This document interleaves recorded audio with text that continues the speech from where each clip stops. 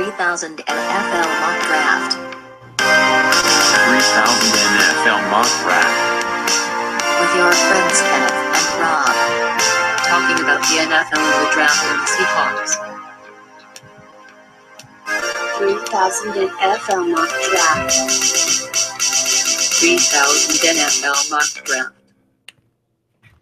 That's it. 3000 NFL Mock Draft. That is the show that you're listening to now. The weekly NFL Draft podcast where myself, Kenneth Arthur, and Rob Staten from SeahawksDraftBlog.com get together every week and discuss the NFL Draft and how the draft in college football and NFL and how it all pertains to the draft coming up on April 28th for 2016.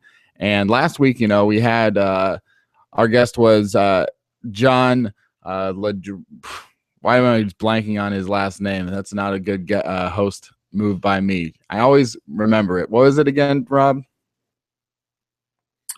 The guest last week was John Ledyard. Yeah, Ledyard, just like the explorer from the 1700s. Same name, John Ledyard. He came on and he talked about the Senior Bowl, but today, we're talking about the next sort of S Bowl, which is the Super Bowl. The Broncos defeat the Panthers 24-10. Did I say that the Broncos would win? I mean, yes, I did. Did I say that their defense would hold the Panthers to maybe a season low in points? I mean, I guess I might have said something like that. You deserve your moment, Kenny. Like having probably endured like a pretty, I don't know. You seem pretty good after Carolina beat Seattle in the playoffs, but you kind of deserve your moment now. Well, I appreciate you saying that. It's nothing against Cam Newton personally. It never has been against, Cam Newton personally. It's about, I think I struggled to think of a quarterback that wouldn't have had some problems on Sunday against that defense.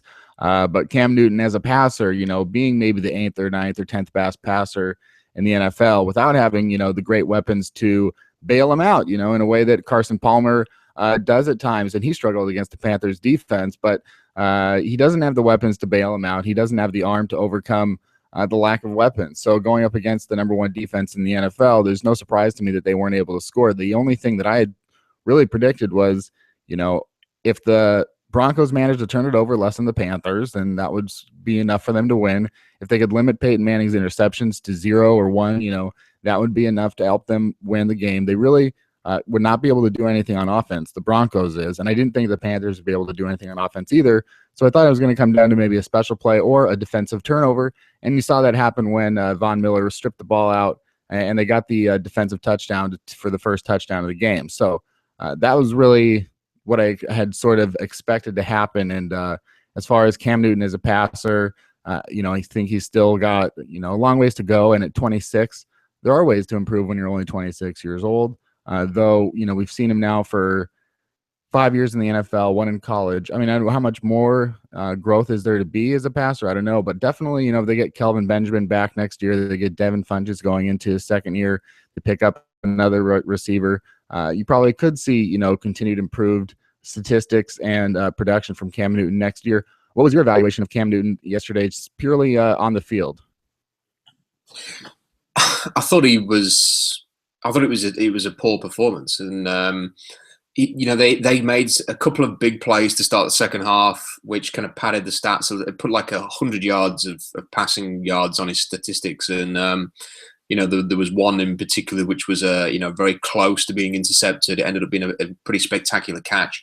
Overall, he was flustered. They got into his head pretty early in the game. He was holding onto the ball too long, given that, he didn't adjust at all. So like when the pressure was coming and, I think he was pressured on something like 43% of his snaps in the game. There was no adjustment there from him and no adjustment from the Panthers really to quicken things up or to come up with a counter. I thought it was basically a brilliant example of one team that was incredibly prepared, knew who they were, executed the game plan perfectly. Everybody to a man thought if the Broncos are going to win, they need a turnover, probably to score some points on defense, and a big special teams play. They had all of those things.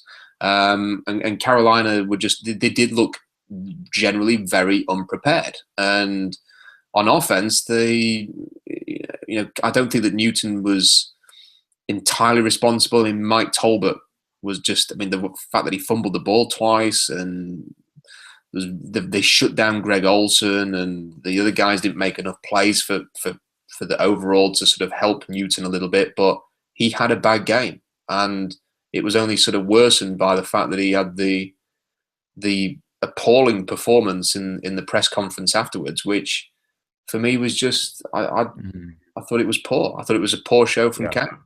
People, have been quick to talk about whether or not Cam Newton, hey, look, he just lost the Super Bowl. He's disappointed. This is the guy he is, for better or for worse. And I mean, yeah, maybe, I don't know how for better. There's no way that I could see how it's for better, if you can't. But I do understand, not having an emotional, or not being able to detach emotionally within the hour of losing the Super Bowl, and not playing that well during the loss. And for a guy like Cam Newton, I think wanting to overcome skeptics such as myself, maybe that didn't believe that he had the ability to go out there and dominate a Super Bowl against a great defense. The fact of the matter is, you looked at Russell Wilson, his press conference last year after throwing an interception to lose the Super Bowl, perhaps the most devastating play in Super Bowl history since Scott Norwood. And he went out there, and you can watch the press conference afterwards. He gave the same sort of long answers, and he answered every question, and he stayed there, and he talked to the media. Russell Wilson as an interview subject may not have a lot to say that's very interesting. He is sort of he gives you what he's been training for press conferences. He was 5 years old, and he knows what to say, and he might just be giving you a lot of boilerplate answers, but he does sit there and he tells you what happened. I went back and I tried to look, because they talked about how Peyton Manning in 2006 walked off, or the last one that they lost, 2009, not the last one they lost, but the one they lost in 2009, the Colts, that he walked off before the game was over, and he didn't talk to the media or something like that. And okay, Peyton Manning isn't a great Super Bowl quarterback either. You look at his track record in the Super Bowl, but I know a good one is Tom Brady. So I looked back at Tom Brady's 2011 post-game conference, and it's the same as any other Tom Brady post-game conference. He sits there and he talks and he answers the questions. Obviously, he's disappointed, but part of the job of being one of the faces of the NFL, like Tom Brady is speaking up and giving answers and that kind of thing, is being a quarterback. And Cam Newton was there for 2 minutes and 40 seconds or something like that.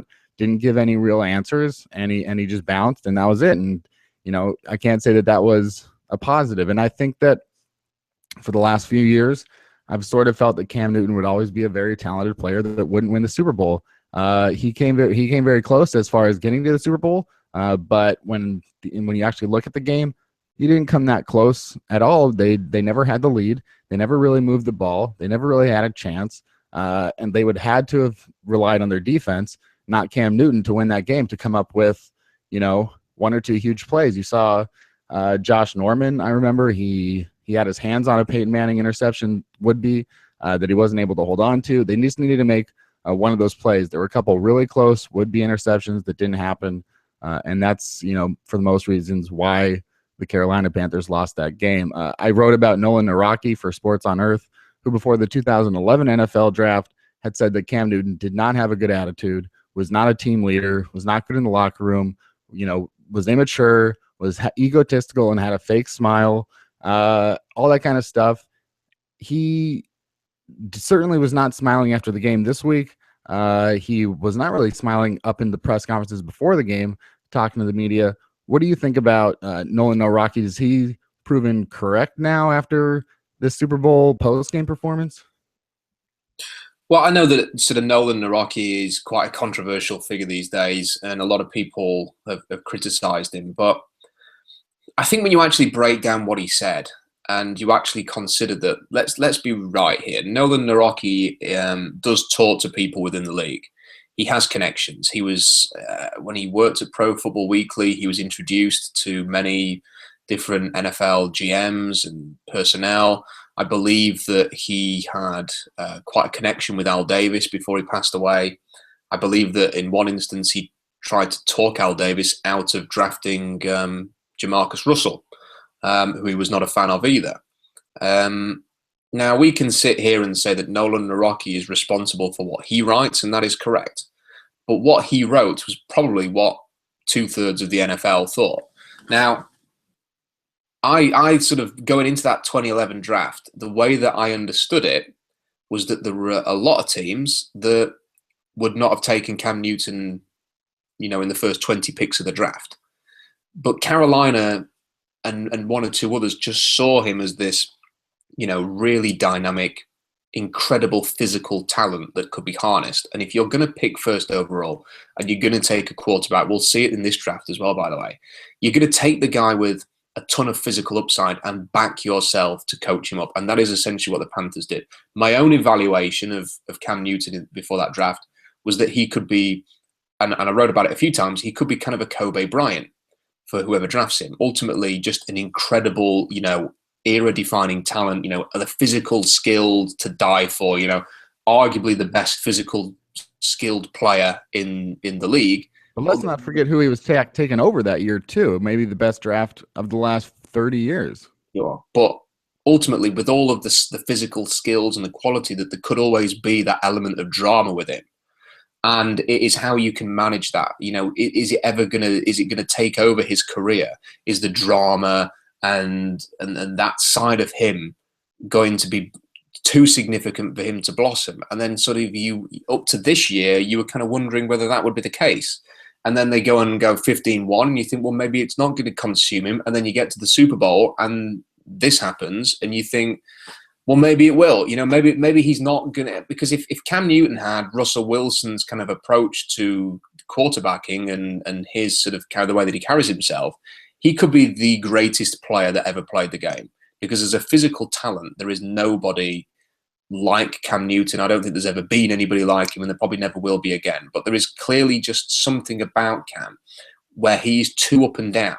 When the going is good and he is thriving and he's confident and he's smiling and he's, doing a lap of honor after winning playoff games, everything is good. But when the going gets tough, we see this side of Cam. And he cannot afford to be so up and down. And I think in a roundabout way, that is what Nolan Nawrocki was sort of appealing to. And people focused on the fake smile thing. Well, it's a throwaway remark. Essentially what he has said is not altogether inaccurate. And when you sort of look at Nawrocki's track record, he said he was quite negative about Geno Smith. I don't think that is a particularly inaccurate assessment now, looking with hindsight. Mm-hmm. He was negative about Jamarcus Russell and he was negative about Johnny Manziel. Do you think that it's hard to be a scout in some ways? Not a scout, not scout per se, but a draft evaluator. Do you think that it's hard to sort of be racially sensitive in today's very, hard environment of political correctness and, being careful what you say and making sure, because you want to just straight up give your evaluation of a player, not just on the football field, but his attitude and demeanor. Do you think that guys have a hard time being able to be honest because they're afraid of being called racist if they say that a quarterback, and especially two quarterbacks 2 years in a row, don't have the right attitude for the game? Yeah, it is very, very difficult. And it's harder for someone like Nolan Nawrocki. And this is not to sort of make excuses for him, but he's not like me. I'll come home from work.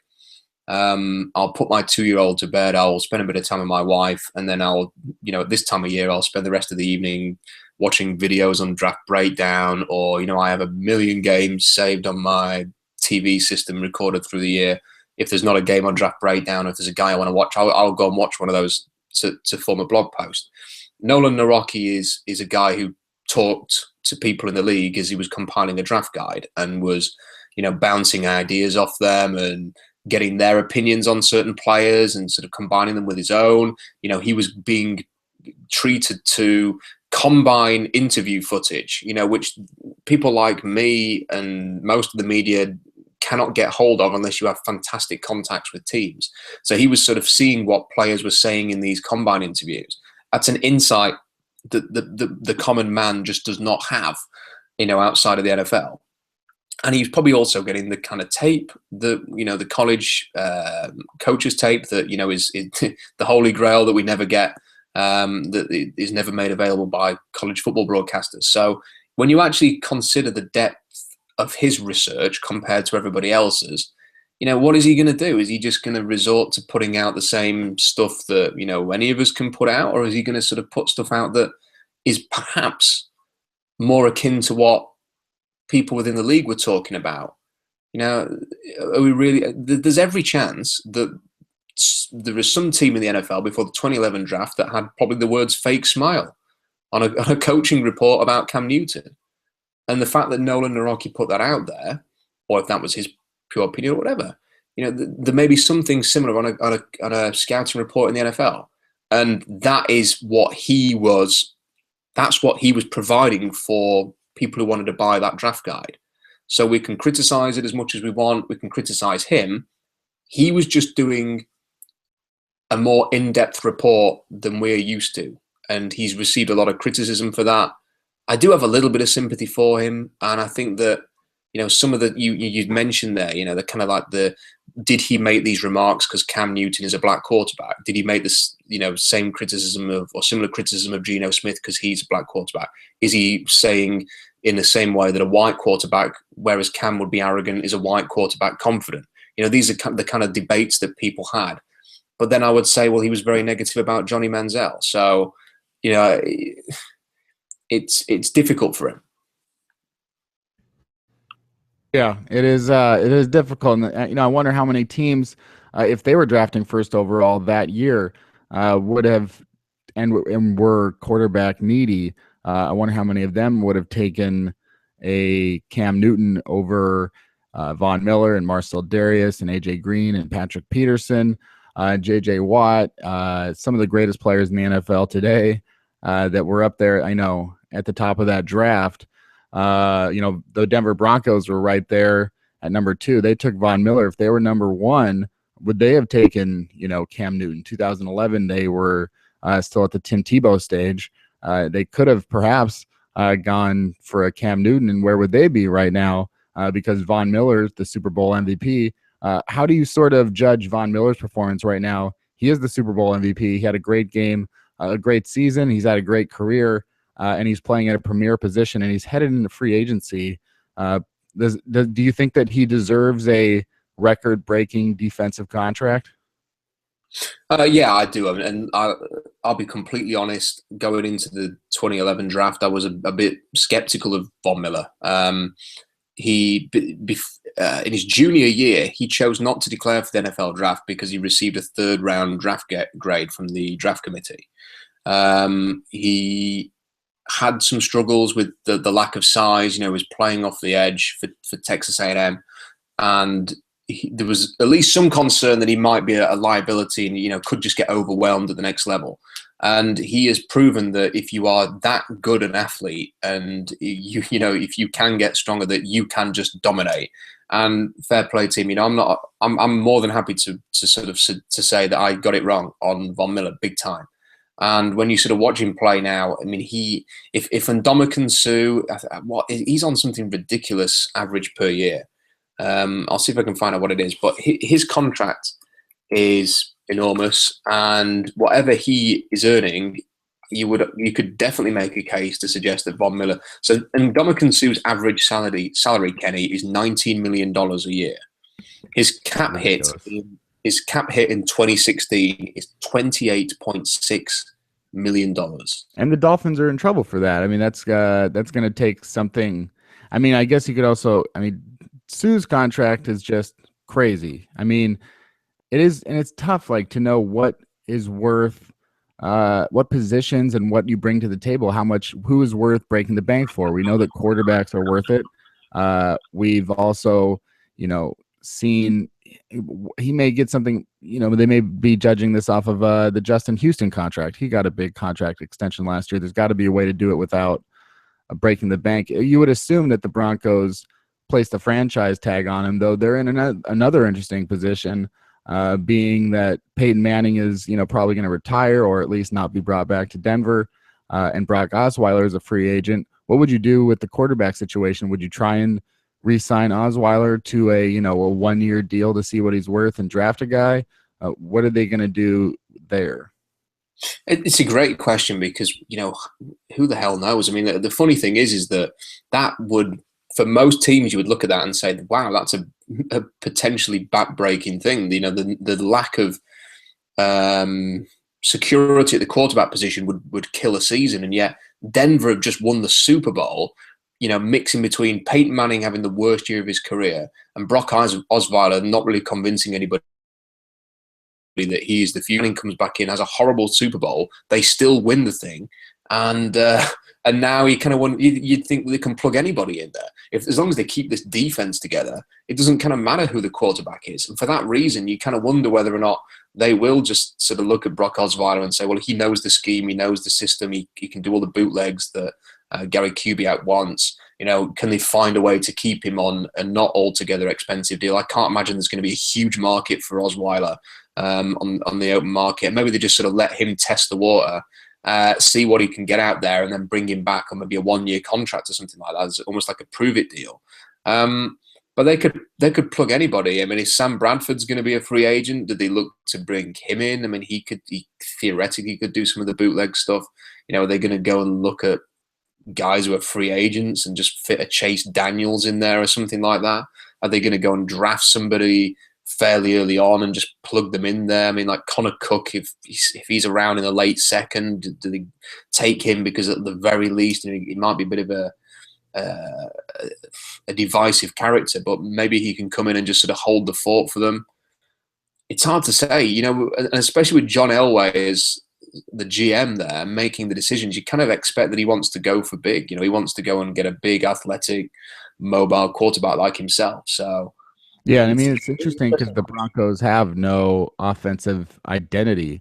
I mean, 2 years ago, they're the best offense in the NFL, and now it's like, I don't know. The other day I had asked, I think we were on the podcast I was on the other podcast, Real on the Field Goals, and I think I'd, you know, said to Danny and Jackson, can anybody name the offensive coordinator of the Broncos?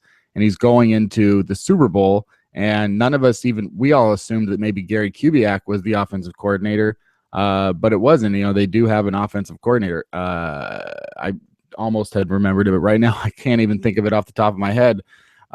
They do have an offensive coordinator. I think Rick Dennison, maybe that's what it is. Rick Dennison. And it's like they don't have an identity. So it's like, would they go out there and try and get a Colin Kaepernick or a Robert Griffin III? And it's like, well, do they have that sort of offense for a quarterback like that? Or are they going to try and stick with something that's a pocket passer? You know, Peyton Manning did have the worst season in the NFL this year by a quarterback for the most part, and yet Brock Osweiler couldn't win a job from him. So that's kind of, you know, not good how for. How about this for a suggestion then? What would it take for Denver to get into range for one of the top 3 quarterbacks? Because, you know, they're not going to have, if they can keep the defense together, they've got a lot of their parts and offense signed up, you know, like Demaryius Thomas and stuff like that. What would it take for Denver to sort of get up into the top 15? I mean, would they be willing to sort of spend 2 first-round picks and a second-round pick, for example, to move up 15, 20 spots, you know, to look at a Carson Wentz or a Jared Goff maybe? Because if that's what they feel like they need to do, and if they feel like that will keep them as a contender for the next few years, given the fact the defense is great, is that something that they're prepared to do? I mean, like, it has to be considered here. I mean, it's going to be tough for them picking 31st overall to get a team to trade that far down. But they don't really want the quarterback situation to derail what could be a pretty good little window for them. Yeah, I mean, they also, like we said, with Von Miller, you know, they have to take financial considerations. That being said, you know, right now they have set to have $10.9 million against the cap next year. That won't include Peyton Manning. He'll get released and they'll save $19 million. So they're set to have over about $30 million, about where the Seahawks are at. So you would think that as far as getting a quarterback, they could maybe afford one. They have to obviously sign Von Miller. They could maybe afford one on the free agent market as far as the Sam Bradford. I don't know exactly what you would even give Sam Bradford. He didn't have a good season with the Eagles. He probably wasn't in the right place, you know, to be, you know, that whole situation wasn't good for anybody. There has to be, maybe people are going to be wondering if there is something else in Sam Bradford that could be extracted from a better offensive system designed for a quarterback like Sam Bradford, whether or not that's the Denver Broncos or not. It is just a weird market because what if Manning is out there and Kaepernick and Robert Griffin III and a number of other guys. Some of the more interesting guys that yet last year, the guy that was most successful as far as quarterbacks that were available was Tyrod Taylor, and not a lot of people had a lot of interest in what Tyrod Taylor was bringing to the table. And the Buffalo Bills, they had the right system for Tyrod Taylor, and they placed him in there. And now Tyrod Taylor is, a pretty good quarterback, doing well for the Buffalo Bills. It'll be interesting to see what sort of quarterback movement goes on this year, because there will be probably more than average. The Rams, what do you think the Rams should do? The Rams are a really, really weird franchise because, they have got the pieces to be a pretty good team, and yet there's just something about Jeff Fisher, and you just can't imagine them ever sort of stringing together a really consistent run. And yet you only have to look back a few years to see a team that was led by Kerry Collins at quarterback, which went 13-3 and then lost, I think, in the divisional round of the playoffs in the AFC. So he's kind of got that potential. I sense that he's trying to recreate that to an extent, just to get a quarterback that he can trust, that won't turn it over. Maybe he feels that he has that now with Case Keenum, but what do the Rams do to sort of take the next step? Because they've kind of been on this pretty long run now of being just not good enough to be interesting. And I'm not quite sure that just a rookie quarterback is gonna get them there. And yet, what are the alternatives? I mean, it's just, there was talk about them being interested in Peyton Manning. I can't see him spending a year in Los Angeles playing for, getting beat up in the NFC West for a year for no reason whatsoever, age 40. So, yeah. What are they going to... What's that? I mean, it's really hard to work out what they're going to do. Yeah, and it's, from Manning's perspective, it is difficult if he really wants to come back and play. He does not look good at all. If he wants to come back and, I think we talked about it last week, whether or not he would be able to sit back and take a mentorship role and just be around a football team some more. Will he go into broadcasting? Will he go into coaching? Would he go into the executive ranks? There's all sorts of things for Peyton Manning to do. He's clearly still a salesman and a pitchman and drinking Budweiser and all that kind of stuff. He's always really good at that. So I think broadcasting probably would be something in his future, but hopefully, I guess hopefully he does come to the Rams. I don't see him helping very much as far as on the field. I don't think that his mentorship and stuff could go that far. So moving on, I think what we want to do today is a new sort of style of a type of show that we can do in the future for different teams. Of course, we're going to do one like this for the Seattle Seahawks here coming up soon. But since the Denver Broncos just won the Super Bowl, it would be the best time for us to sort of look at that Super Bowl winning roster. It's a roster, especially, pretty much only on defense, that teams are going to try and copycat. It's what you do when a team wins a Super Bowl in a dominating type fashion, is you try and go out there and find the players that could maybe bring your franchise up to that level. And the Denver Broncos are a great example of this, not only because they tried to emulate the Seahawks after losing in Super Bowl 48 to rebuild that defense. But 2010, we had just talked about the 2011 draft. They didn't have the players, a lot of the players that they have now that have, propelled them to being the best defense in the NFL and winning the Super Bowl. They got Von Miller in 2011. They got DeMarcus Ware in 2014. Those are the two type of players that I think the teams will try to emulate. They want to get those two pass rushers. And when I said that on Twitter, I got a lot of replies that said, yeah, great, you're just going to go out and get, two Hall of Fame level pass rushers. Well, yeah, the Denver Broncos did it. I'm not saying other teams are going to be successful at all, but you will see teams try. And that is what I'm sort of seeing this year, is that you're going to see pass rushers take an emphasis over cornerbacks and linebackers. I think you're going to see, middle linebackers and 3-4 linebackers, 4-3 linebackers, but you're going to see that. So that's what I think you're going to more see of. You may see more. You may see some defensive ends and outside linebackers go in the first round that don't deserve most years. Perhaps you wouldn't think they would go in the first round. You will see free agency dollars go up for guys that are pass rushers, including Bruce Irvin. You may see Michael Bennett ask for a raise, as I have expressed my concern about already.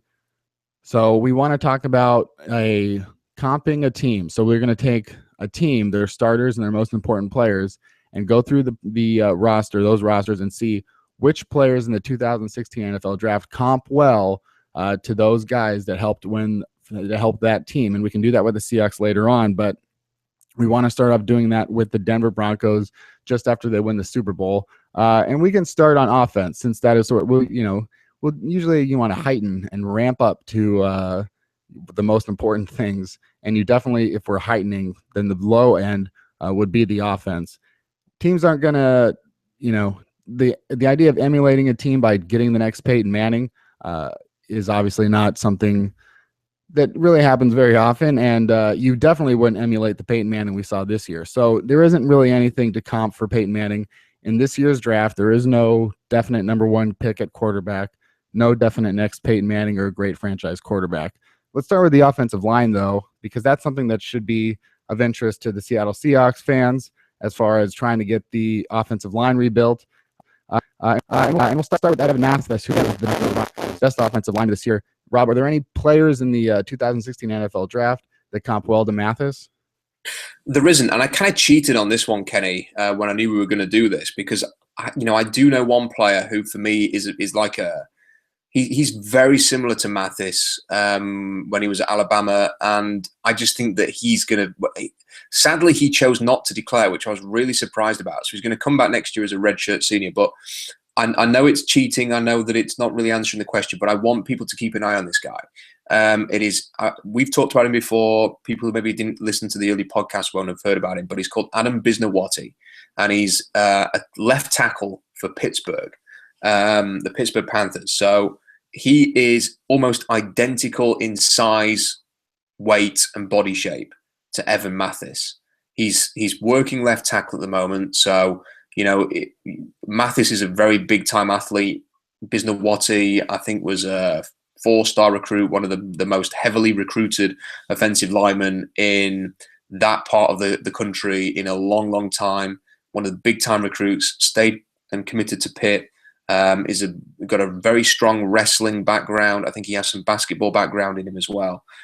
He is going to be a really, really good left guard in the future, similar to Evan Mathis. So there isn't anybody in this draft class who kind of compares to Mathis, but there is the almost perfect example of an Evan Mathis guard who is going to be available in the next draft. And it's a real shame he's not in this one, because I think the Seahawks would have really considered taking him very early in this class. And his name is Adam Bisnowaty of Pittsburgh. I mean, the Denver Broncos weren't given really great marks for their offensive line this year. I know that Pro Football Focus liked Mathis, but didn't really like anyone else on the offensive line. I think center Matt Paredes may have been the second best. Do you see the Seahawks perhaps showing any more interest in Mathis after their flirtation with him last year? Do you see them trying again? I don't. I think that with Mathis, he essentially wanted to prove a point. When he left Philadelphia, and he's done that now. He's won a Super Bowl ring with Denver. There's very little sort of motivation or anything left to prove for Mathis. So, is that fire still going to be burning for him? Is he even going to continue? I mean, let's be right here. He may well retire unless there's sort of major money on the table to return to Denver or go anywhere else. I mean, he could be a candidate to retire in this offseason. Now he's won a Super Bowl ring. So I don't think that. I think he was... Unless I'm mistaken, I think they took him out of snaps and they kind of spelled him a little bit at times in Denver. There was a stretch in the season when he wasn't playing particularly well. If people think that Evan Mathis at this stage in his career is the answer for the Seahawks, I'm not going to buy that. And the thing is that there are much more attractive, cheaper options in the draft that you could sort of fill in to help that interior. So I'm going to pass on bringing Evan Mathis to Seattle this year. Moving over to the tackle position, Ryan Harris is not a name that's probably definitely not a household name. The Broncos had injuries to Ryan Clady before the season, and had to make some moves and shift some things around. Ryan Harris was a 3rd-round pick by the Denver Broncos in 2007. Did not play much as a rookie. The next year, he started 16 games at right tackle for the 2008 Denver Broncos, sort of a forgettable team. I kind of even struggled to remember the Denver Broncos between 1999 and 2009, up until Tim Tebow came in and made them somewhat interesting, if not good. at least something worth watching. With 2008 Broncos, the Jay Cutler era, quite forgettable, but Ryan Harris was there during that time. Went to Houston in 2012, obviously with Gary Kubiak.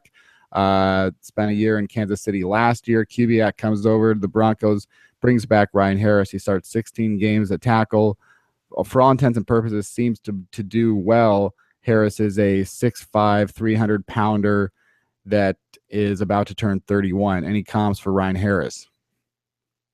Yeah, I think there's a pretty good comp for Ryan Harris, and that is the Indiana tackle Jason Spriggs. So the reason why I would sort of compare the two of them is they're very similar in size. Harris is 6'5", 305 pounds. Spriggs is listed at 6'5", 301.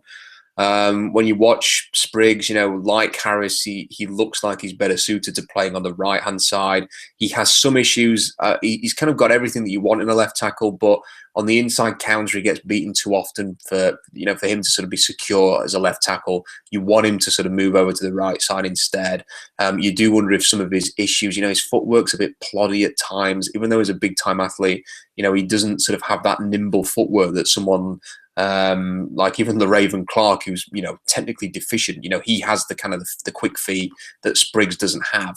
So I know that some people have suggested that Spriggs might even move inside to guard, and that might be a better fit for him.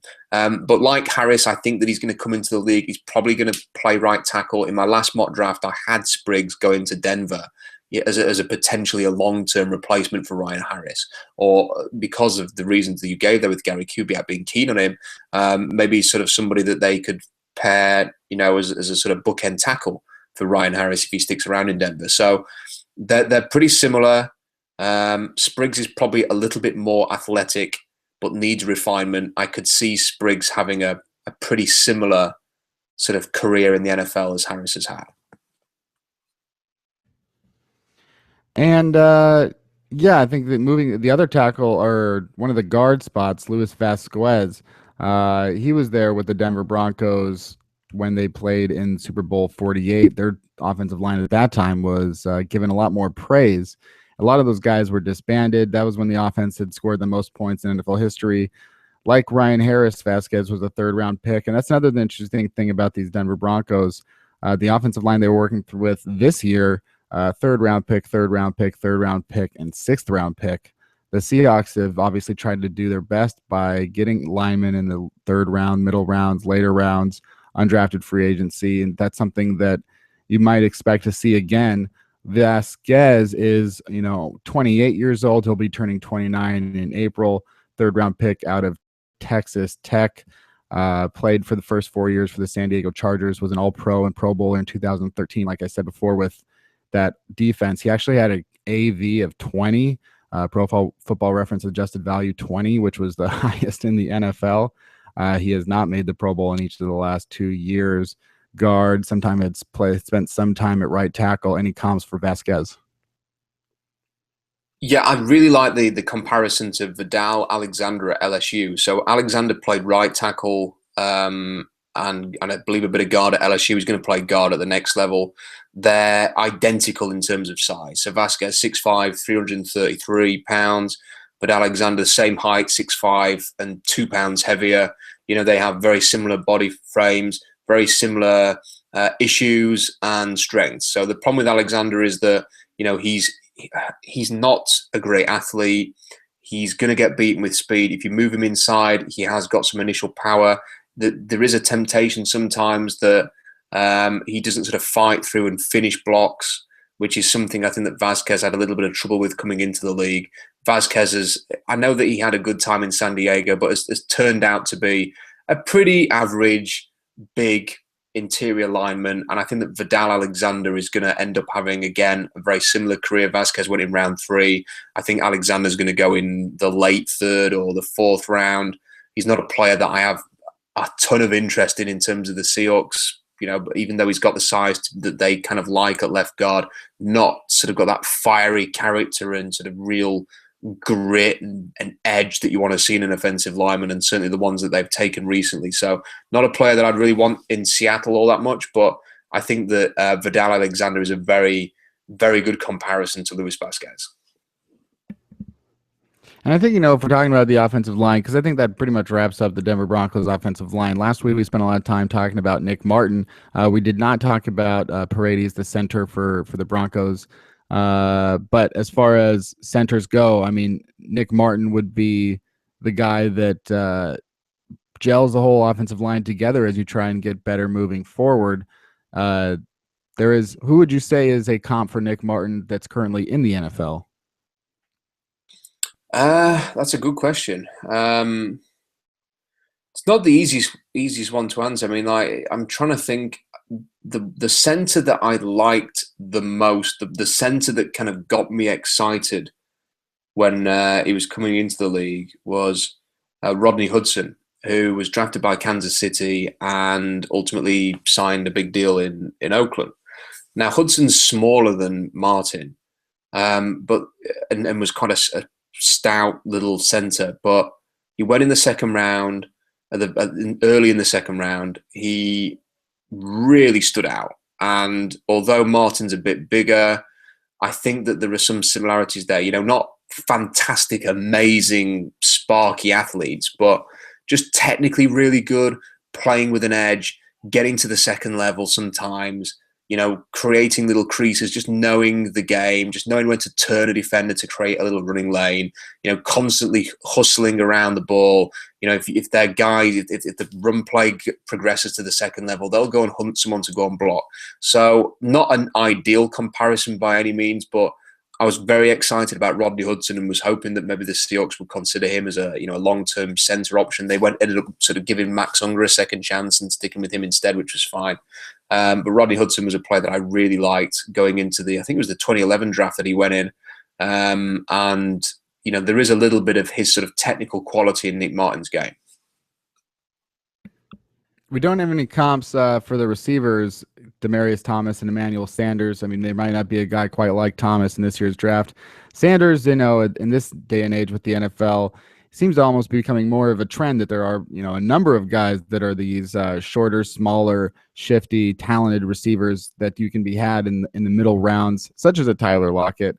What I find interesting as well is, as bad as the Broncos were at passing the ball this year, I mean, you look back at the way that Demaryius Thomas and Eric Decker were complaining about, or maybe not like openly complaining directly about playing with Tim Tebow and their numbers not being any good when Tim Tebow was the quarterback. You look at 2010, Demaryius Thomas had 22 catches for 282 yards. 2011, he had 32 catches for 551 yards. And then the first year of Manning, he has 94 catches for 1434. And you'd think that this year, with them not being able to pass the ball at all in Denver, that Emmanuel Sanders and Demaryius Thomas would suffer. But Thomas finishes with 105 catches for 1,304 yards. Emmanuel Sanders finishes with 76 catches for 1,135 yards. Not as many touchdowns, but they still somehow manage to stay productive. How do you even think that is for those receivers to still get their 1,000 yards, even if they weren't scoring as many touchdowns? It's a good question. I've not really studied the offense enough to sort of be able to sort of come up with a firm answer for that. But I mean, there were some games when Denver had to come from behind. Their running game excelled towards the end of the year, but from memory, it's still. I mean, like CJ Anderson was drafted just because I'm in a few fantasy leagues. Was drafted very early in a lot of fantasy leagues, and from what I remember, had a pretty slow start and then sort of developed as the year went on. So they probably kind of lent on as much as Peyton Manning wasn't helping them. When Osweiler came in, maybe just sort of lent on that passing game. On Sanders, if people want a comparison to Emmanuel Sanders, who's a really fun player to watch. Like, every team kind of needs one of these guys. If there is somebody in the draft who, there are two guys that are going to go. I think Sanders was a second round pick. These guys could go late first, early second round. Will Fuller, Corey Coleman. Sanders ran a 4.41 40, so very, very quick. Fuller is probably going to get in that range. Coleman, I think, is a better athlete than people realize. Whether or not he's going to get in the 4.41 range is debatable. I think Fuller's maybe an inch or two taller than Sanders, but it's that same kind of like sparky little guy, sudden, gets in and out of his breaks, consistently makes big plays, can stretch the field, can win in the short game as well. That is the kind of player that I would want to compare. I would want to compare to Emmanuel Sanders. Yeah, Sanders was the 82nd overall pick by the Steelers in 2010, which was the same year as Demaryius Thomas and Tim Tebow. Eventually, he gets paired up with Demaryius Thomas, but yeah, 82nd overall, and that's sort of still where guys like that seem to go. There's still a lot of doubt about which guys can actually transition without having the size problems. Moving on to the defense, though, because that's really the side that we're most interested in. Starting with Bradley Roby, who I think I consider to be one of those first guys that got pumped up by the Seahawks in the Legion of Boom. He got pumped up in the 2014 NFL draft like some other corners did. I think there were 7 or 8 corners, defensive backs taken in the first round that year. People wanted to have their own Legion of Boom, including the Broncos, who that year, like I said, drafted Bradley Roby in the first round and went out and signed. I can think of that. It was that year was Aqib Talib, and then they signed Talib. I think they re-signed Chris Harris and T.J. Ward. Yeah. So they signed T.J. Ward as well. Yeah. Right. So they were trying to improve that secondary with Bradley Roby. What did you think of Bradley Roby at the time? Did you think he was a good draft pick? He hasn't really blossomed. To the point where it's only been 2 years in the NFL and he's playing with 2 of the best cornerbacks in the NFL. I don't know how much he is supposed to blossom or not blossom, but what did you think of Bradley Roby, and who is a player that could comp to him this year? Well, Bradley Roby, the year before he entered the draft, was considered a top 15 pick. And then he chose to return to Ohio State, and then he had a real down year before he entered the draft. There was a lot of concern about his consistency. He kept making mistakes. People questioned his decision to return, and he started to sort of sink down people's boards. He also was not sort of the great long cornerback that people were looking for. So I think he had sort of 31.5-inch arms. He was 5'11", 194 in weight. So, I liked him because he was real quick, and Denver drafted him to be a nickel corner, and I think that is a perfect. If you can have the luxury of drafting a guy like him in the first round to play nickel corner, which is a more important role these days in the NFL, then all the power to you, and a great pick. And I like that he's made some big plays for them since he came into the league. He made a couple of big plays during the regular season. If you've got sort of that shorter, shiftier receiver who loves to run over the middle, and you've got intimidating safeties, and you've got a cover guy like Bradley Roby, I think that it's a really good mix. I think they've done a really good job with that. And he's one of the reasons why I'd really like to see Seattle keep Jeremy Lane, even if they just use him in the slot, because that you need a good slot nickel corner now, and you need 2 good outside guys. Denver have proven that. They've got it. Seattle's got to find a way to get that as well. As for a comparison, well, I really like this comparison as well. Bradley Roby, to me, reminds me of Vernon Hargreaves, who is a player that we've talked about a lot. Yeah. In terms of people think he's a top 10, top 15 pick, and I've graded him firmly in the second round. Now, Roby was once considered, top 10, top 15, and he sank to, I think, pick 31. And I think that Hargreaves is going to go either in the late first or the first half of round 2. And when you sort of look at Hargreaves, you see similar things. So, Roby is going to have difficulty defending outside big receivers on the outside. He has to kind of work inside against those quicker guys. I think that Hargreaves is going to have the same issue there. One of the issues that Roby had is he was missing tackles, and he was making really sloppy plays in the open field. And you see that consistently with Vernon Hargreaves. So if you watch the Tennessee game against Florida, Hargreaves misses 3 open field tackles, which he really needed to wrap up and make. And again, that was an issue that there was there with Roby. And the consistency with Hargreaves isn't there. So you can watch him on one play, make a really great athletic play, and on the next play you sort of would hold him solely responsible for a big downfield pass or a miscommunication or something like that. So there is some similarity there. I do stand by. I think that Hargreaves is going to fall a lot more than other people are suggesting. I don't think he's kind of this. If you're drafting Vernon Hargreaves to be a slot corner, and you can afford to do that, he could be a really good pick for you in the same way that Roby is for Denver. And he would make a lot of sense for a good team picking late in the first or in the early second after a trade back. if you're picking Hargreaves to be your number one cornerback outside, then good luck, because I don't think he can do that role. I think he has to do what Roby's doing. That's best for him, and that's why I think this is a really sound comparison. He can't start Bradley Roby because he does play against with two of the best cornerbacks in the NFL, the best of those being Chris Harris Jr., who was undrafted and, kind of doubted upon, but in 2014, former teammate Champ Bailey, arguably the best cornerback of all time, said he's playing as good as any cornerback in the NFL. He's perhaps, one of the top 3, top 2 shutdown cornerbacks in the NFL. He's 5'9", 5'10", 190 pounds, ran about a 4.48 at his pro day going into the draft. Why didn't Chris Harris Jr. get drafted? And is there another cornerback that's being overlooked to that degree this year?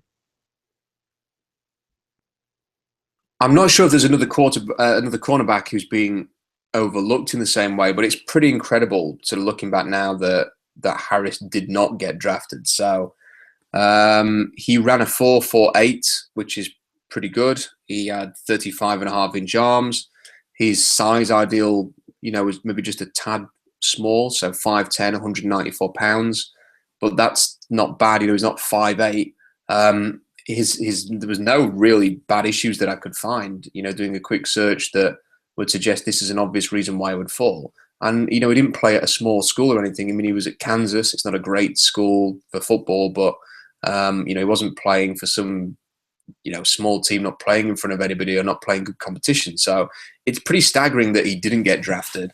It makes you kind of wonder that he was in the 2011 draft. So I'm seeing also that Chris Harris, maybe for half of his senior season at Kansas, had been asked by the team to play safety. So he was playing safety, and a lot of teams maybe perhaps saw him as an undersized safety rather than just a regular cornerback.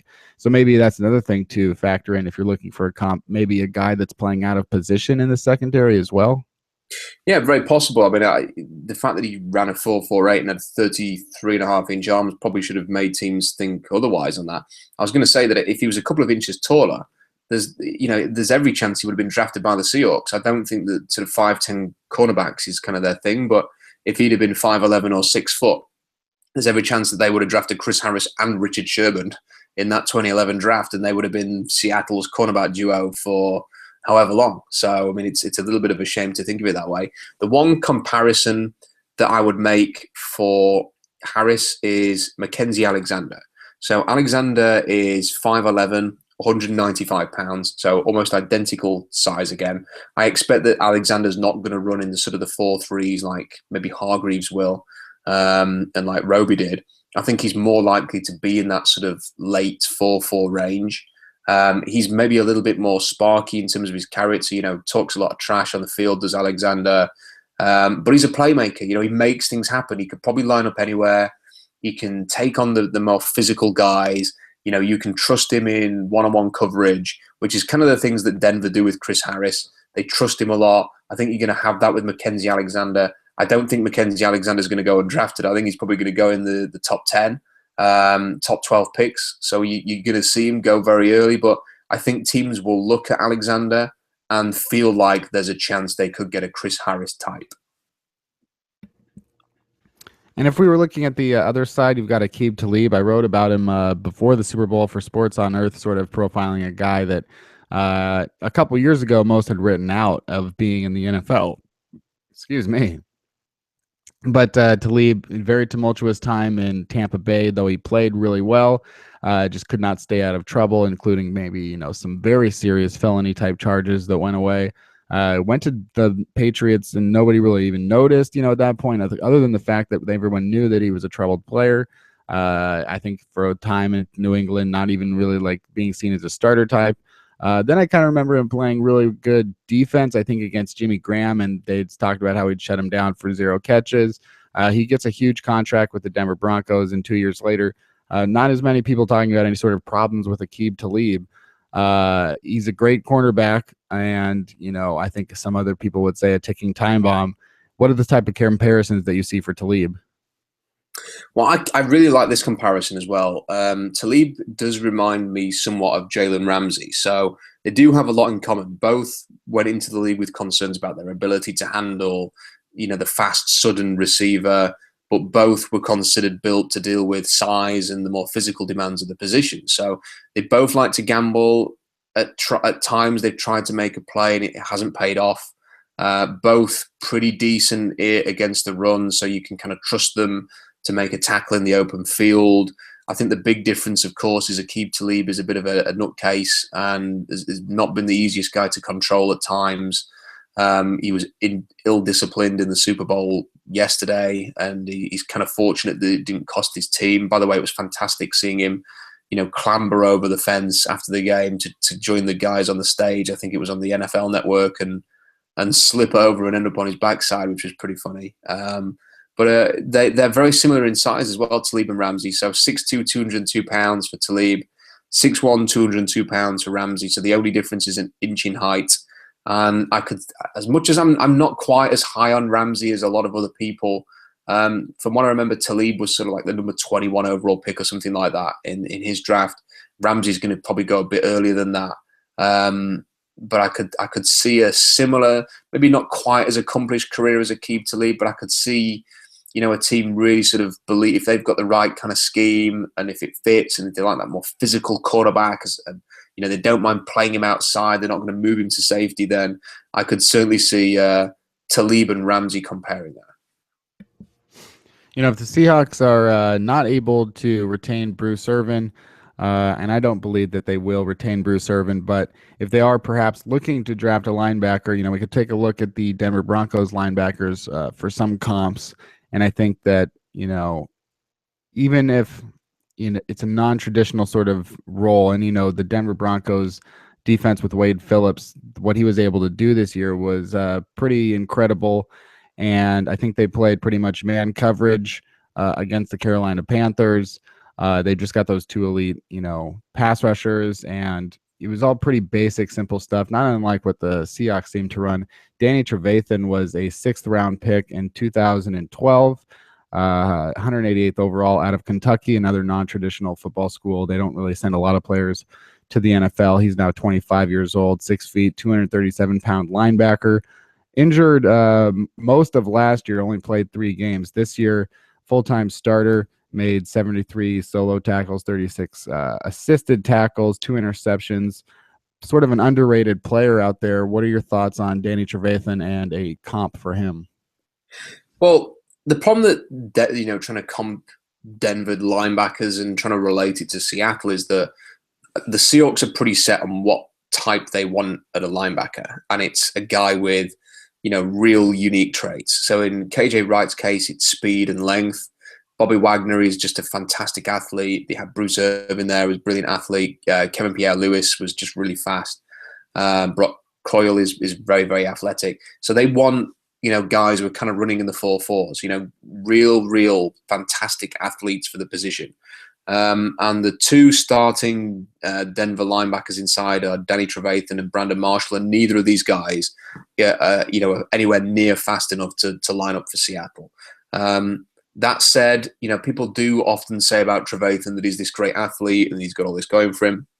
He ran a 4.75 before the draft that he was taken in. So, that's not quick for a linebacker who is 6 foot and 237 pounds. It's pretty sluggish. He did have a decent career at Kentucky. He did go in the late rounds, as you mentioned. The comp that I would make is Kentrell Brothers. He's 6 foot. He's a bit bigger. He's 12 pounds heavier than Trevathan, but he's classed as generally, being a little bit undersized for the 3.4, like Trevathan is. I don't think that Brothers is going to run a really super quick time. To sort of throw another comparison in there, a lot of people thought that Paul Dawson, who was at TCU a year ago, was going to be this great athlete that he was going to, test really well at the combine. And then when he got to the combine, he was kind of surprising. I think he ran in the 4.7s as well. And people were a little bit surprised by that, and it kind of knocked his stock a little bit. I think that Brothers and Trevathan and Dawson are all going to sort of suffer that fate. Not quite as athletic as everybody thought, but solid.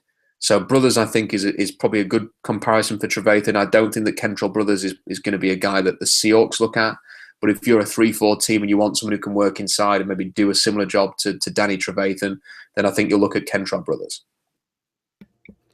And you mentioned Brandon Marshall. He's kind of suffered from the fact that he's a guy named Brandon Marshall playing for the Denver Broncos, and maybe that helps to aid his anonymity. His Even if you go to his Wikipedia page, ain't much there. I mean, this is a guy that I think people are recognizing more and more. But I mean, I didn't even know until just now that he played for the Jacksonville Jaguars. He was a sixth-round pick. Sort of was mostly on their practice squad in 2012. They went 2-14 and parted ways with Brandon Marshall. He comes to the Denver Broncos in 2013. Von Miller gets hurt in 2014, giving Marshall an opportunity to play more. He's been a full-time starter ever since. Brandon Marshall, what do you really think of him? You said he's not fast enough for a team like the Seahawks, but do you think that he is a special linebacker that will continue to get better, or is he just sort of a good tackler? Yeah, I think the last bit is he's a tackler. He's okay. He's pretty good. I think it's easy to play in, behind the guys that he is playing behind. I don't think we're talking about a special player by any stretch, but solid. And if you've got the kind of talent that they've got, then you can afford to be solid and maybe look a little bit better as a consequence. Let's move up and to the defensive line. Sylvester Williams was the 28th overall pick in the 2013 NFL draft. I think at that time, again, the Seahawks were sort of looking at defensive tackles, and I remember hearing about Sylvester Williams more than once leading up to the draft, but he goes to the Denver Broncos in the first round. He's their nose tackle, 27 years old, 6'3", 313 pounds. Sometimes defensive tackles can be harder to judge because, statistics aren't a big part of their game, more so than offensive linemen, but really still pretty anonymous. He has 17 tackles, 2.5 sacks, but he does play for, the number one rushing defense in terms of yards per carry allowed. He is the full-time starter at nose tackle, and he is held in pretty well regard. What about Sylvester Williams? What did you think about him as far as the Seahawks in 2013, and who would you comp this year to him? I liked Sylvester Williams, and there was a bit of an issue with him because he'd given up football and then came back to it and was at North Carolina and was really good, really, really good. And people are sort of looking, or people ask us all the time, who is a guy who could come to Seattle and be Kawan Shaw, or who can, be a guy who plays a lot of early downs and can rush the passer. And I'm struggling to find anybody in this class who kind of fits that bill. If Sylvester Williams was in this class, you could say, well, there's your guy. He's got the size. He's 6'3", 313 pounds. He can rush inside. At North Carolina, he was pretty relentlessly in the backfield. He kind of stood out. He was a little bit older, I think, because of his quitting football and coming back to it. I think he was a bit older than a lot of other guys who were drafted in the first round that year. Maybe sort of about 24, 25 age already. I liked him a lot, and I guess the one thing that probably hurt him with regards to Seattle is, a guy who gives up football and then comes back to it is not exactly the type of player that you would associate, with always compete and Pete Carroll and John Schneider. That's not the type of guy that they've generally gone after. They haven't drafted defensive tackles early at all. I don't think he sort of tested brilliantly at the combine, from what I remember. But I liked Sylvester Williams, and in terms of a comparison, as I mentioned, there isn't anybody with his kind of quick twitch, bursting into the backfield. His short area quickness. Sly Williams was really good. He could knife through into the backfield and make loads of splash plays. Get to the running back, force a bad throw by the quarterback, get a sack. There's nobody who kind of has that combination of skills. But there's been one player that I've spent a lot of time. I actually watched a lot of his stuff during the Super Bowl. I had half an eye on the Super Bowl, half an eye on this guy. And it's Austin Johnson at Penn State. Now, he is 10 pounds heavier than Sly Williams and an inch taller. So he's 6'4", 323 pounds. And because he's got that extra size, he's not sort of the same quick twitch type of pass rusher. However, you have got the same type of stoutness that Williams has against the run because of the size. He's constantly moving. Johnson never stops moving. And that was the same thing that with Sly Williams, is that if he gets blocked, he's going to find a way. He's going to keep looking for different ways to get into the backfield. He's going to try and disengage. He's going to counter. He's going to have a little spin move. He's going to do something. He's going to keep working until that whistle blows to try and have an impact on the play. And that is exactly what Austin Johnson does. He never stops. He's constantly hustling to the ball. There are so many defensive tackles in this draft who people are saying are going to go in the first 2 rounds, who do not hustle to the ball. They'll just give up. They get blocked. They take it. I've not won on this down. I'll just take the fact that I've not won. I'll just maintain my position and I'll move on to the next play. Austin Johnson doesn't do any of that. He's constantly hustling to the ball, which is something that Sly Williams does. If you watch the Ohio State-Penn State game from 2015, it's a bad tape for Austin Johnson. If you watch him in a lot of different games, if you can watch him against Indiana, for example, he does sort of show that great quickness for his size, getting into the backfield, impacting plays. He had, in one game, Kenny, last year, I think it was something like an 80-yard fumble recovery for a touchdown, where he sprinted away from everybody else and reached the end zone. So he's got sort of unnatural athleticism for a guy who is 6'4" and 323 pounds. So he isn't a perfect comparison to Sly Williams, but he might be the nearest thing in this draft. And he's a guy to keep an eye on for the Seahawks because he plays with intensity, he plays with hustle, he doesn't give up, he's got some athleticism, he's got some size. There's a little bit of pass rush to him that maybe they can harness. The only defensive tackle they've taken early in the draft so far is from Penn State. So they've looked at that school before with Jordan Hill.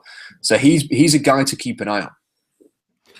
You wrote about Sheldon Rankins last week. Can you sort of talk about the difference in getting an Austin Johnson versus getting a Sheldon Rankins, and how excited you would be if the Seahawks did get Rankins? It's hard to say because the funny thing with Sheldon Rankins is that when you watch his game tape, there are things to like. I mean, he's pretty physical. His gap discipline is really good. You see sort of shades of him showing real quickness to get into the backfield and usually to force the quarterback to move off his spot more than anything. But what he doesn't always show is what we saw in Mobile at the Senior Bowl, which is just explosion, just like, wow. Like, I watched the second and third day of practice at the Senior Bowl, and he was unblockable.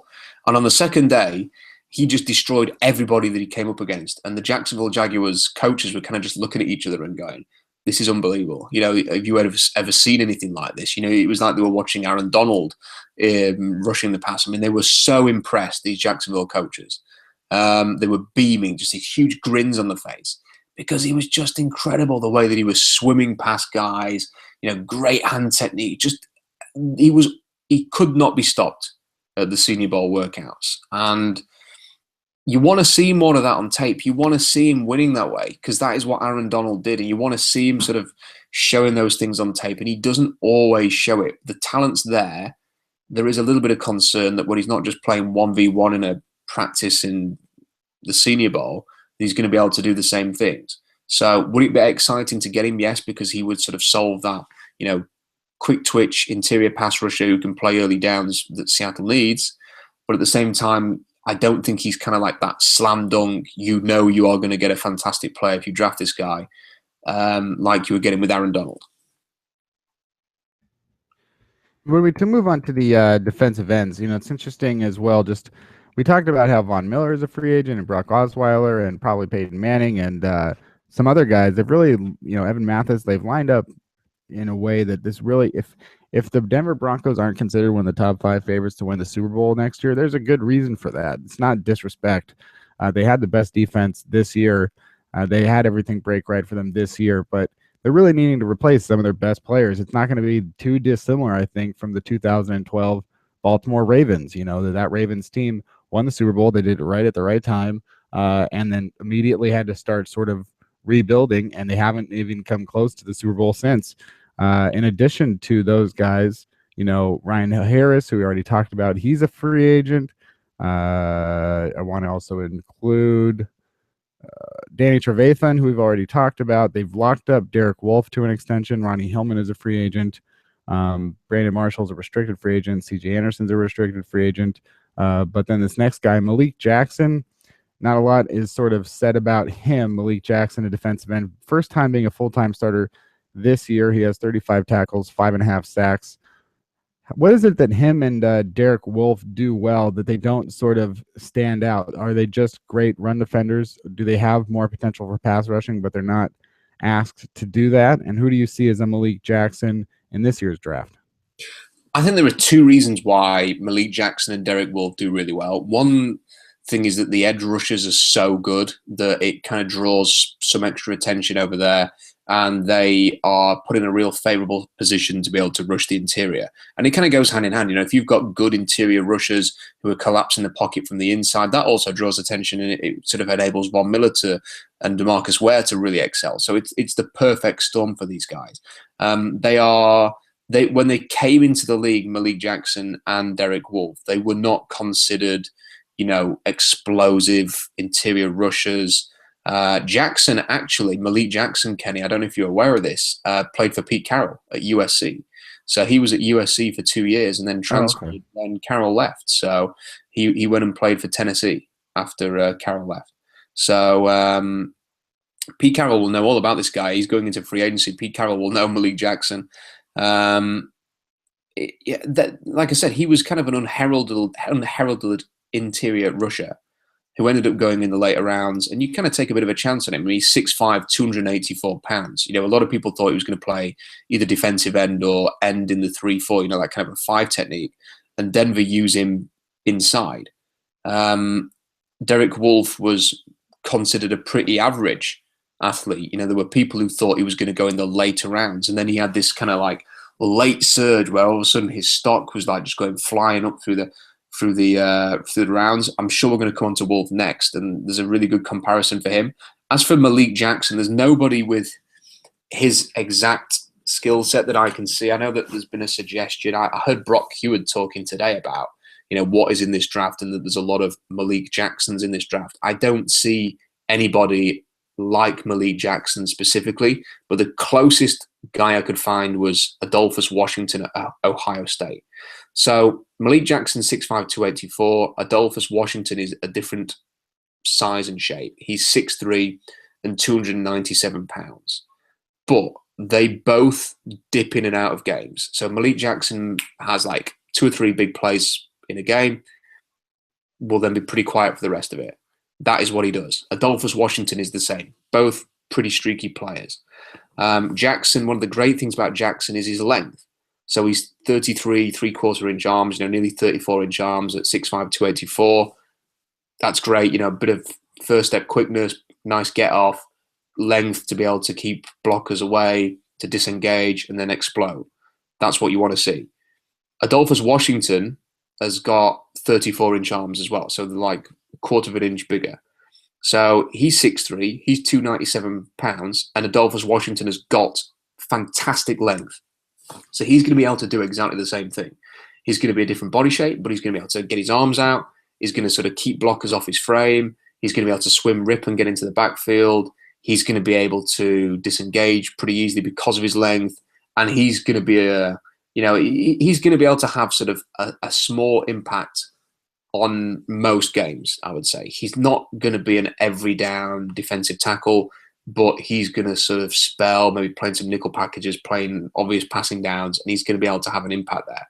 So it's the fact that they're both long, they're both pretty underrated interior rushers. Their production was pretty similar. I think Washington had 4 sacks in 2015, but he had a number of splash plays. Malik Jackson, I think he averaged just under 4 sacks in his 2 years at Tennessee per season. So I would say that Adolphus Washington is the closest thing to Malik Jackson in this draft.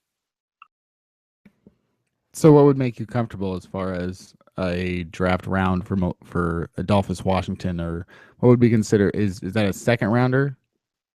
Well, for a time I thought he might go in the first round, and then we had the whole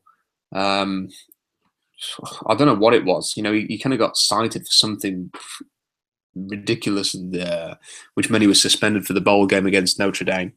That will put a little bit of a negativity or a little bit of a flag there against his stock. So I could see him going in the first part of round 2. I could see him lasting until sort of the end of round 2, or maybe even going in the early stages of the 3rd round. If I was the Seahawks, I wouldn't be comfortable taking him in the first at 26, but I would be fairly comfortable taking him at number 56, which is their second pick, or trading into sort of the first part of round 3, trading backwards and then taking him there. Derek Wolf, we already said that they re-signed Derek Wolf, and noting how many guys they need to take care of and how important this offseason is, the fact that they gave him a 4-year, $36 million contract says a lot about how much they value Derek Wolf. I mean, it's interesting. He was almost a first-round pick, 36th overall in 2012, so he was highly sought after and sort of considered a good prospect, but he will cost a lot of money. Who do you see as a Derek Wolf type in this draft?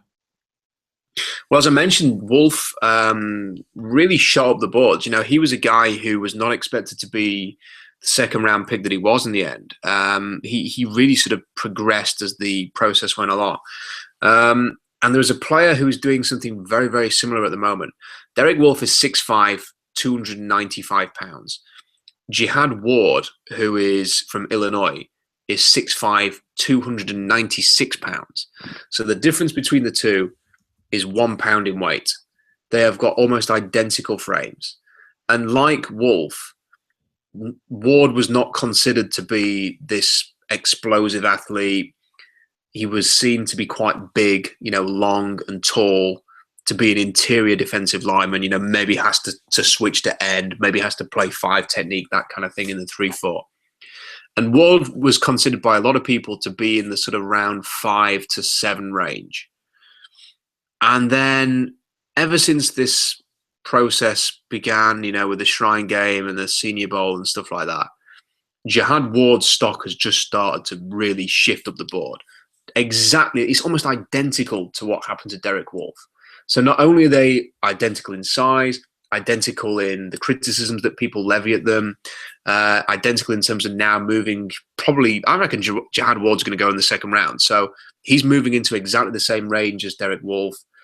And I can see him having the same kind of impact because he is a pretty intense, physical, long, interior defensive lineman who really fits the profile of a Derek Wolf. Their sort of paths are almost mirroring each other exactly. And I think it's going to be tough to justify the Seahawks going after someone like Jihad Ward because they'd have to move. He'd probably have to, at the way that it's going, he's probably going to have to be their first pick in the draft. And I don't know if I can commit to that. If he was there in the end of round 2, move down a little bit, get him in round 3, I could sort of support that. I can't really sort of commit to saying take the guy with the first pick, but he's moving into a range where Derek Wolf went, and I could see him going in round 2. Yeah, I mean, I'm looking here at Jihad Ward's Twitter. He's clearly an NFL fan. He's got a lot of tweets. He seems as well to be somewhat of a Seahawks fan. He's at least a fan of Richard Sherman and Marshawn Lynch. I can't believe this. I mean, it's just a lot. Marshawn Lynch's retirement tweet, which was just the peace symbol and the shoes hanging off the wire, has been retweeted over 200,000 times. I mean, 200,000 is a lot of retweets. I mean, there's 15,000, 20,000, 200,000 times.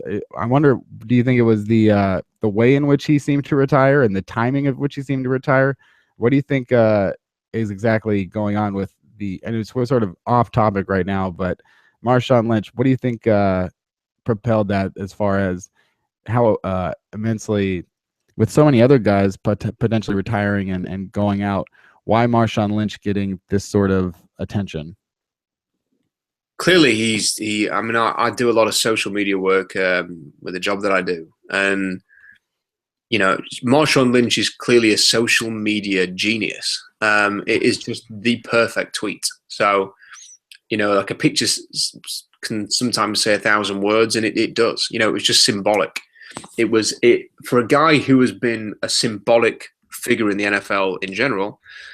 It just encapsulates everything about Marshawn Lynch. To see the cleats hung up like that in Oakland with just a peace sign, and that's all he needed to. A man of few words just sort of delivered that message. And he's a popular player.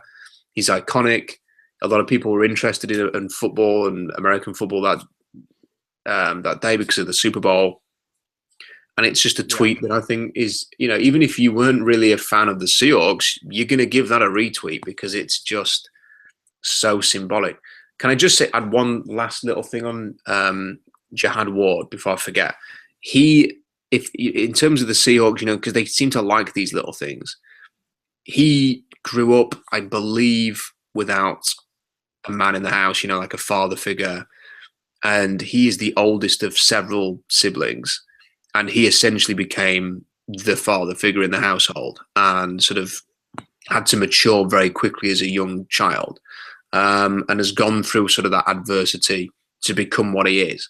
So if people sort of want the backstory with Jihad Ward, if they want to study up a little bit about him, listen to some interviews with him, they will probably be fascinated with his backstory, and it's that type of player that the Seahawks have generally looked at. So that's, again, Austin Johnson is someone to keep an eye on.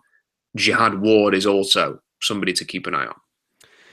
I think these next two guys that we started with, and obviously every team would like to have a player like one of these guys.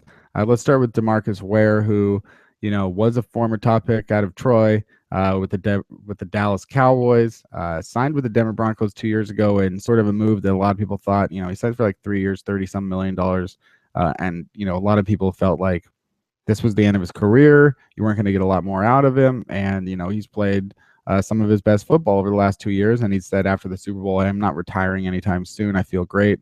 I'm still going to go out there and play football.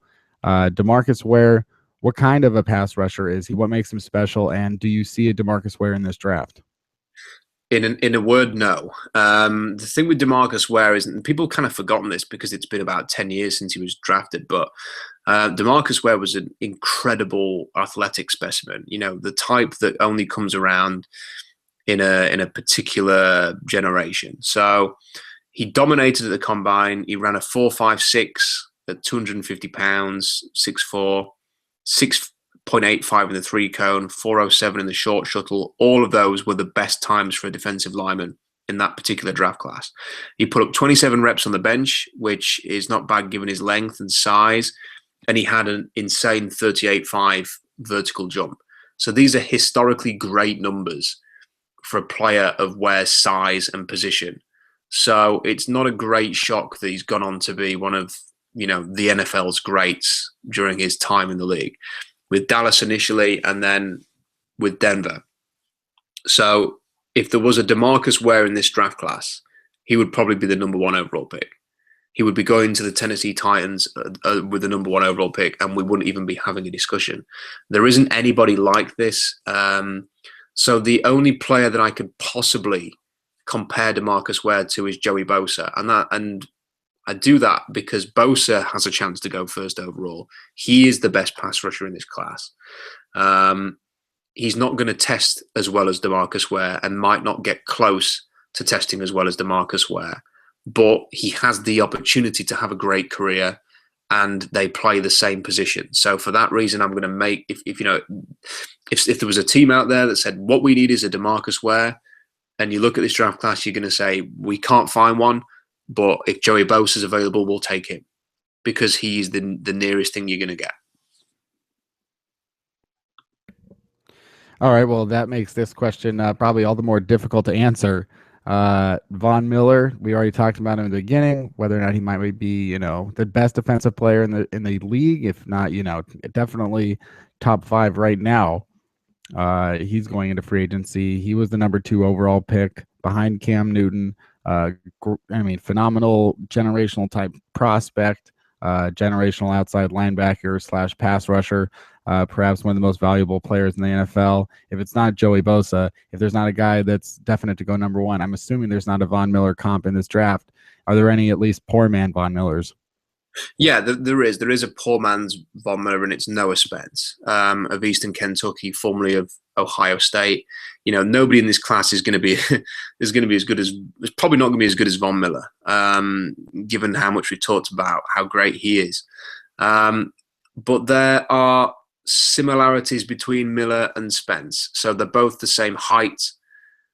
Spence is 10 pounds lighter than Von Miller, but looks to me like he could perhaps put on a bit of extra weight to close the gap there. There is a difference in length, and that is a crucial thing. So Von Miller is 33.5-inch arms, which is good. Spence has 32-inch arms. He was initially credited with 31-inch arms, which would make him a T-Rex, and then they changed it to 32 inches midway through the Senior Bowl week. I'm not sure why It's never been clarified why that change was made, but I'm going to assume that he has got 32-inch arms, not 31. They both have that sort of explosive first step quickness. They both have plenty of counters and a pass rush repertoire. So Spence is not just rushing the edge over and over and over again and trying to win with speed. He will dip inside. He's really shifty in terms of his agility and his hips, and he could sink them and dip inside an offensive lineman if he gets bad position and doesn't sort of get into his step and his stride properly. He can win with hands. He can physically sort of drive people into the backfield when he gets leverage. And because he is sort of like that Swiss Army knife as a pass rusher that Von Miller is, you can kind of say, yeah, well, fair enough then. I mean, they both had concerns about their size. So, the question marks about Von Miller holding up against the run will exist for Noah Spence at 235 pounds. Are the 4-3 teams that don't use a Leo like Seattle or an Otto, are they going to consider Noah Spence? Possibly not. It might be limited to sort of 3-4 teams who want to use him as an outside linebacker. I think he's better as a defensive end personally, as an undersized one. So he's not probably going to be Von Miller, but he might be a poor man's Von Miller. That's a good way of putting it. He's the closest player to Miller, and he's also the only player with this skill set that I've seen in the entire draft class. So if you want a player of this type, you're going to have to take Noah Spence. And for that reason, he's got a chance to go in the top 10 because there just isn't anybody else like him. I think his probably floor is number 12 to New Orleans. They need an edge rusher. So he's going to go very, very early in this draft. Yeah, and is there a top 10 team that you see him as being the best fit? There are certainly teams that I could see him going to. So I think that Baltimore could use an edge rusher. You could see him going number 6. San Francisco, the first thing that Chip Kelly did when he was in Philadelphia was orchestrate taking Marcus Smith, who's flopped big time in Philly, but is an undersized edge rusher. San Francisco, of course, don't have Alden Smith these days. They have Aaron Lynch, but he's more of a defensive end in their scheme. So, if you wanted an edge rusher, there's a chance that San Francisco could look at him there. I don't think that Tampa Bay are going to go down that road. I think that they've got other options. They really need to get a cornerback. And the New York Giants are an interesting one because they could go in many different directions. New York Giants could be a team that looks at Sheldon Rankins. They could be a team that looks at Miles Jack or Jalen Smith or Darren Lee. And yeah, they could look at Noah Spence as well. All right. We have comped the 2015 Denver Broncos to the 2016 NFL Draft. I think we hit pretty much most of the all-important players for the Denver Broncos Super Bowl championship and sort of linked that to how it could involve the Seattle Seahawks. I know that last week on your blog, SeahawksDraftBlog.com, you did talk about the Seahawks need positions and some of the guys that you have definitive first-round grades on that play those positions. Which of those positions do you think right now is deep enough that they will be that position will have the most desirable players at 26 available? It's a good question because I'm kind of looking at this class in battling with this kind of scenario. So there are nice defensive line prospects available, and you could see 10 or 12 defensive linemen going, interior defensive linemen going in the first 2 rounds or before Seattle's second pick, essentially. So if you want one of the better ones, then logically you would say, well, you've got to take one at 26 and sort of address that need, and then you can concentrate on the offensive line. And the reason being is that there's a lot more depth in the middle rounds for the offensive line. So you can, if you want to fill the most holes and feel satisfied with filling most of the holes, you go D-line first, and then you go heavy on the O-line. The only problem with that is that I genuinely believe that the Seahawks address their main priorities quickly and aggressively. So if they feel that their main priority is to get this offensive line sorted once and for all, then they're going to do that. And they are not going to look for positional value. And one of the good examples of that is it made more sense in terms of getting 2 quality players instead of one and one you're not entirely sure about. In 2014, to take Joel Bitonio with the 32nd overall pick, and then tap into the receiver depth at the end of round 2 and just see who was there and make your decision and get a good receiver as well. So you get Bitonio. If they'd have moved up one space, they would have got Jarvis Landry. So you could have had Joel Bitonio and Jarvis Landry, as great as that sounds. Instead, they get Paul Richardson and Justin Britt. So they took Richardson instead of Bitonio because they just had to have Richardson. They felt that was their big need. They liked him. They wanted him. So they just took him and screw it. We'll see who's there at the end of round 2. Nobody was there. So they took Justin Britt to fill the need. So I don't think that they're overly concerned with where is the value of this position over this position and how can we fill as many needs as possible. I think they will say, what is our big need? We're going to address it at 26. And right now, I still believe that unless they re-sign Russell Okung and J.R. Sweezy or bring in veteran offensive linemen, then the biggest challenge they're going to have is to make sure that they put a quality, consistently performing offensive line on the field next year. All right. I think that comes close to the conclusion of 3000 NFL mock draft, and it is the conclusion of the 2015 NFL season. The Seahawks will be, one of the Super Bowl favorites. I think they're up there tied with the other teams for next year. The Denver Broncos, obviously, like we said, taking a few hits. I think the Carolina Panthers will be another popular team. The Arizona Cardinals. Knowing that we know right now, and there's still so much more to learn in the coming weeks when we have the draft as well as first free agency, then we'll learn a lot more. Guys will be released, some surprise cuts, that type of thing. Rob, do you feel, is there a better team for next year that is set up for next year than the Seahawks? I mean, there probably are a couple teams that are tied for best, but do you see any team that has a better shot than the Seahawks? I wouldn't say necessarily a better shot. You could make a case for Carolina because they're going to have the chance to draft people as well. But at the same time, they have to deal with the disappointment of losing a Super Bowl, a tougher schedule.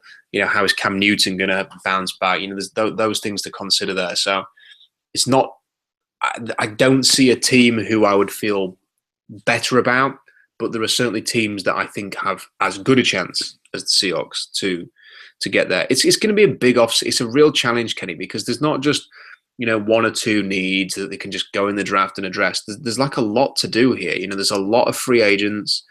We need to see who they're going to keep, who's going to move on, reestablish what the key needs are going into the draft. Who have they re-signed, who have they brought in maybe, and then judge it from there. But I'm looking at a possibility that they will go in the draft needing to not only bring in a pass rusher, not only needing to sign a linebacker maybe to compete with Kevin Pierre-Louis and Brock Croyle and maybe Marvin Morgan again, but they're going to need the offensive line to be helped out as well. And although it's a good draft to sort of try and solve some of those needs, getting, how many teams get sort of 5 or 6 guys they feel really good about in a single draft class? I mean, it just does not happen. You usually come out, if you have a good draft, if you come out with 3 starters. So let's say the Seahawks have a good draft and come out with 3 starters. Which 3 positions are you filling there? You can have the pass rusher, you can have the linebacker, but then you only get 1 offensive line guy. If you want to bring 3 new starters on the offensive line, then you're probably not going to get your pass rusher or the linebacker. So, they're not going to be able to fill every need in the draft, chances are. So they're going to have to do some work in free agency, and they're going to have to be clever, and they're going to have to be smart, and they're going to have to find value. It's going to be big. It's going to be very important. I think that if they get this right, they could easily be the cream of the NFC next year.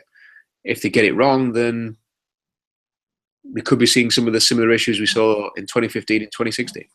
Yeah, I mean, it's really interesting to think about what the Seahawks could do with a great offensive line. I mean, I think that the best chance of one of their top names to get re-signed, I think the best chance probably is Russell Okung. I do believe that he is right there next to Brandon Albert as far as left tackles go. And Brandon Albert, signed a 5-year, $47 million deal with the Chiefs. Maybe Okung gets a little bit more than that.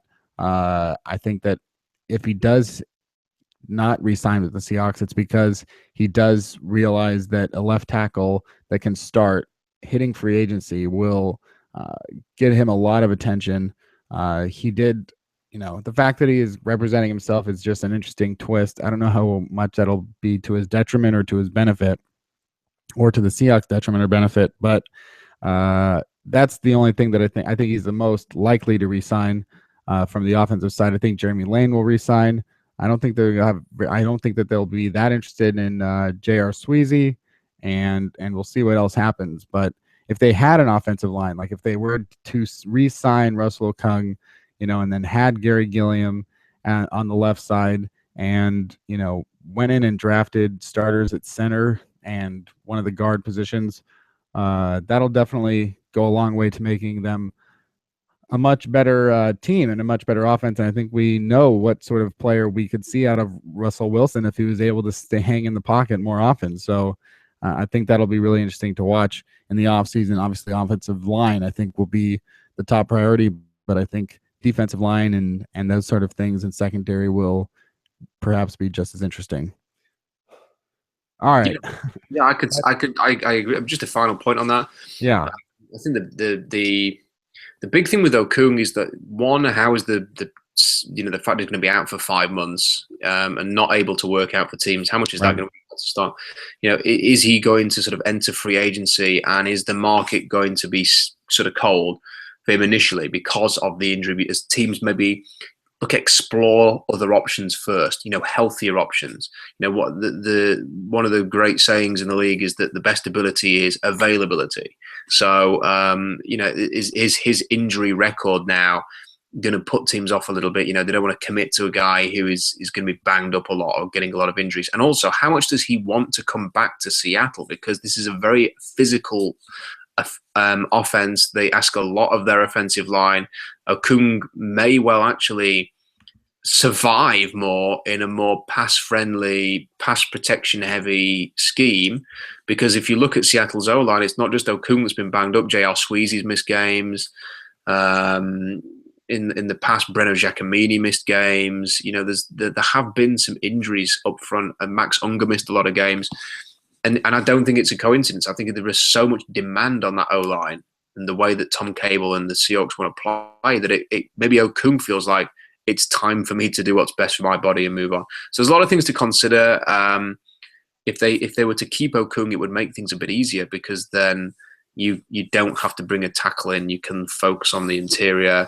That maybe frees you up to you don't have to necessarily. It's such a good draft for me at center in certain guard positions that you could get Nick Martin, Joe Dahl, Tratola, one or two of the other guards who are in there, or centers. So it's quite a Graham Glasgow, for example. You could bring those guys in and supplement what you've already got. So there's plenty of options there, and that maybe frees you up to go and get a pass rusher. But who do you take? And this is a class full of compromises on the defensive line, and that makes it a real challenge. You pick your poison. Who are you going to try and develop into a guy that can do everything for you? And whether or not they keep Mebane and Rubin or just one of those guys is going to be huge as to what they actually do there. Yeah. And we'll find out more about free agency in the next couple of weeks.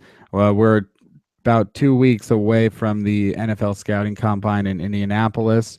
We'll have more. Obviously, we'll have a lot of stuff going on that week. That's the